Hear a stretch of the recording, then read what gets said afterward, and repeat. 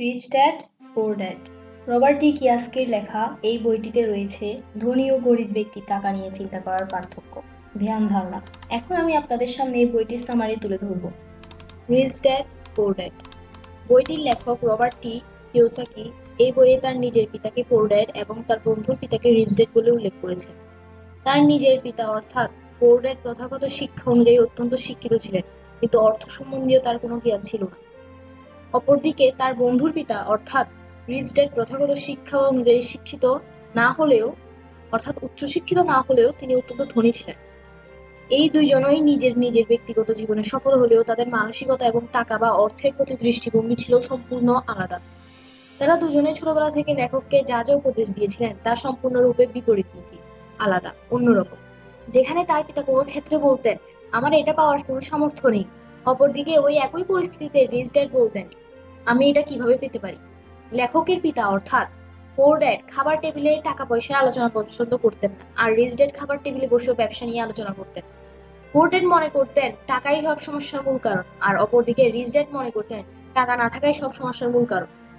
পোর dad বলতেন খুব ভালো করে পড়াশোনা করো যাতে একটা সময় বড় নামি দামি কোম্পানিতে কাজ করতে পারো, আর রিচ ড্যাড বলতেন খুব ভালো করে পড়াশোনা করো যাতে একটি বড় নামি দামি কোম্পানিকে কিনে ফেলতে পারো।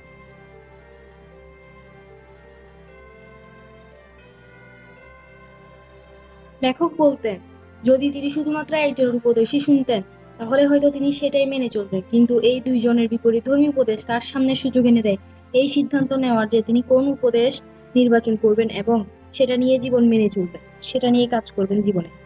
এরপর 9 বছর বয়সে তিনি সিদ্ধান্ত নেন তিনি তার বন্ধুর পিতা অর্থাৎ রিচ ড্যাডের কথাই মেনে চলবেন, এবং তারপর একটানা 30 বছর তিনি তার রিচ ড্যাডের উপদেশ গ্রহণ করতে থাকেন, এবং 39 বছর বয়সে এসে তার রিচ ড্যাড ও বুঝতে পারেন যে তাকে তার আর উপদেশ দেওয়ার কোনো প্রয়োজন নেই।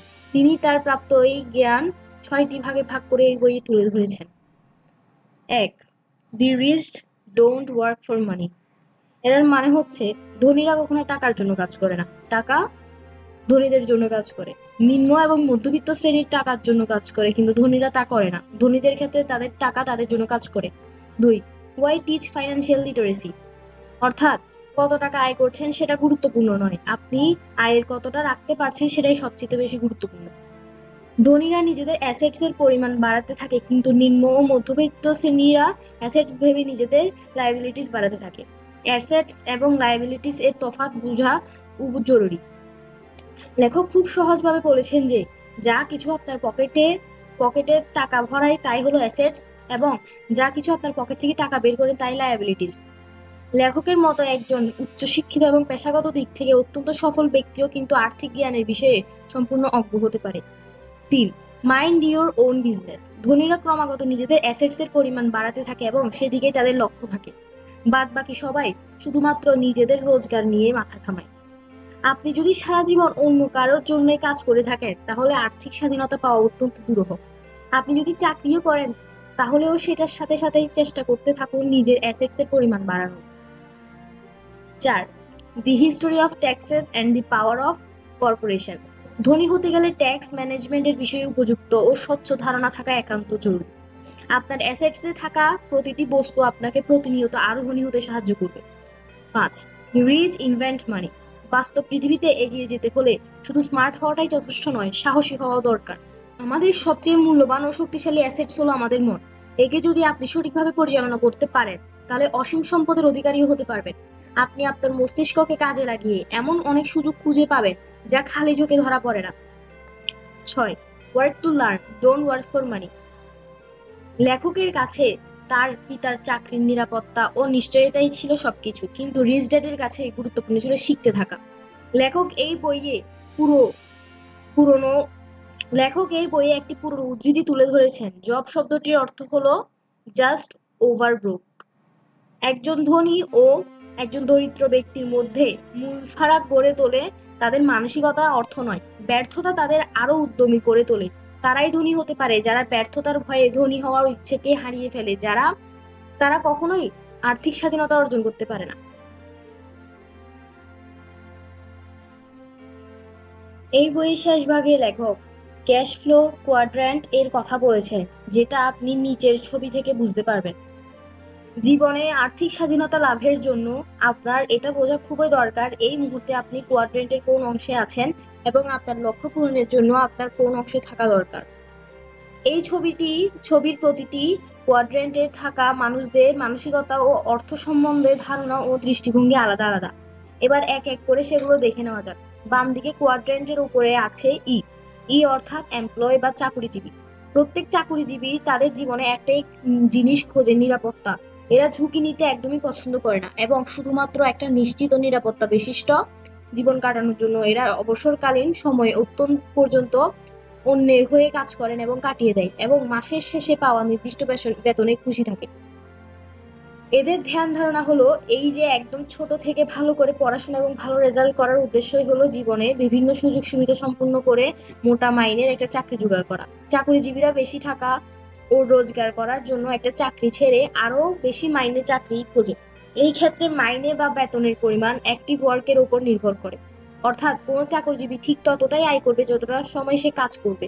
বেশিরভাগ চাকরির ক্ষেত্রে ন্যূনতম কাজের সময় হলো 8 ঘন্টা। এছাড়াও যাতায়াত বা অন্যান্য নানা কারণে প্রতিটি চাকরিজীবী প্রতিদিন তাদের জীবনের 10 ঘন্টা শুধুমাত্র সেই প্রতিষ্ঠানকে দেয় যেখানে সে কাজ করে, বিনিময়ে পায় মাসের শেষে নির্দিষ্ট মাইনে বা ও নিরাপত্তা। সুতরাং আপনি যদি এই চিন্তাধারায় বিশ্বাসী হন তাহলে নিশ্চিতভাবে আপনি এই কোয়াড্রেন্টে আছেন, অথবা যদি আপনার জীবনের মূল লক্ষ্য হয় নিরাপত্তা তবে আপনার এই কোয়াড্রেন্টে থাকা উচিত। একটা বড় চাকরি করে নিঃসন্দেহে আপনি যথেষ্ট পরিমাণ টাকা রোজগার করতে পারবেন, কিন্তু আপনার নিজস্ব কোনো সময় বলে কিছুই থাকবে না। বাম দিকে এই কোয়াড্রেন্টের নিচের অংশে আছে এস। এস অর্থাৎ স্মল বিজনেস বা সেলফ এমপ্লয়মেন্ট। যে কোনো ক্ষুদ্র ব্যবসায়ী কিন্তু আসলে সেলফ এমপ্লয়েড। দেখুন, ব্যবসা সেটাই যেটার মালিকানা আপনার হলেও সেটা আপনাকে ছাড়া চলতে পারে, কিন্তু আপনার ব্যবসা যদি আপনাকে ছাড়া না চলে, অর্থাৎ আপনাকে সর্বদা সেখানে সক্রিয় সক্রিয় ভূমিকা পালন করতে হয় ও উপস্থিত থাকতে হয়, তবে সেটা ব্যবসা নয়, সেটা সেলফ এমপ্লয়মেন্ট। অর্থাৎ এই ক্ষেত্রে আপনি অন্য কারোর হয়ে নয়, নিজের জন্য চাকরি করেন। এই ধরনের লোকেরা নিজেদের কাজের ক্ষেত্রে নিজেদের সেরা বলে মনে করে। এর ফলে এরা নিজেদের কাজের অন্য কারোর হস্তক্ষেপ পছন্দ করে না এবং নিজের জন্য কাজ করতে খুব পছন্দ করে। এরা সহজে কাউকে নিজের কাজে নিযুক্ত করতে চায় না, যেহেতু এরা মনে করে তার কাজটা করার জন্য সে ছাড়া আর কেউই সম্পূর্ণ উপযুক্ত নয়। তাই কাউকে নিয়োগ করলেই সারাক্ষণ তার পিছনে লেগে থাকে এবং কাজের পুরো ভার অন্য কারোর হাতে পুরোপুরি ছাড়তে কখনোই স্বচ্ছন্দ বোধ করেন না। এই কোয়াড্রেন্টে থাকা লোকেরা কিন্তু সময়ের বিনিময়ে টাকা রোজগার করে। এদের জীবনের বেশিরভাগ সময়টাই এরা টাকা রোজগারের জন্য লাগিয়ে দেয়, চাইলে সেটা আপনার রোজগার কমে যাবে। এবার আসা যাক ডান দিকের কোয়াড্রেন্টে।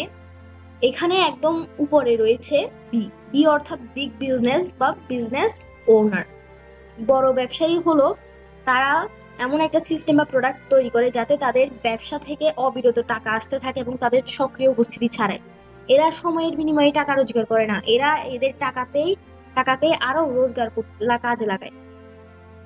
এরা যে কোনো কাজের জন্য ওই কাজের উপযুক্ত লোককে খুঁজে এবং নিজের থেকে বেশি দক্ষতা সম্পন্ন লোককে নিজের ব্যবসায় নিযুক্ত করে। এরা ঝুঁকি নিতে সক্ষম এবং যথেষ্ট ভাবনা চিন্তা সহই ঝুঁকি নেয়। বেশি টাকা রোজগারের জন্য এরা এদের সিস্টেমকে আরো উন্নত করতে থাকে অথবা নতুন প্রোডাক্ট তৈরি করে। ঠিক এর নিচের কোয়াড্রেন্টে আছে অর্থাৎ ইনভেস্টর। এই চারটি কোয়াড্রেন্টের মধ্যে থাকা সমস্ত লোকেদের তুলনায় সর্বাধিক আর্থিক ও অর্থ সম্বন্ধীয় জ্ঞান সম্পূর্ণ ব্যক্তিরা হলো ইনভেস্টর।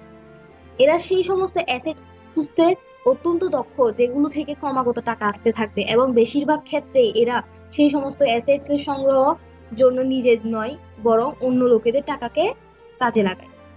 এরপর এই অ্যাসেট গুলি তাদের প্রাপ্ত টাকাকে পুনরায় বিনিয়োগ করে আরো নতুন অ্যাসেটস কেনার জন্য।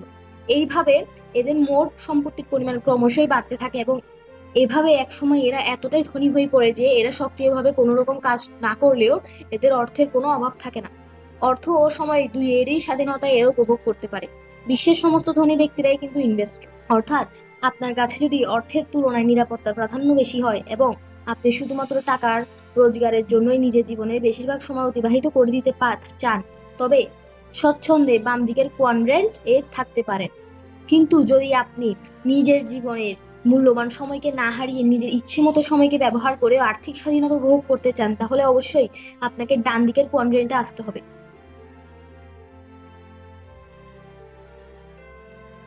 বইটি খুব ছোট্ট করে আমি আপনাদের সামনে সামারাইজ করে তুলে ধরেছি, কিন্তু বইটির সম্পূর্ণ অভিজ্ঞতা পাওয়ার জন্য, নেওয়ার জন্য এবং বইটির সম্পূর্ণ জ্ঞান আপনাদের জানতে হলে অবশ্যই বইটি আপনাদের পড়তে হবে।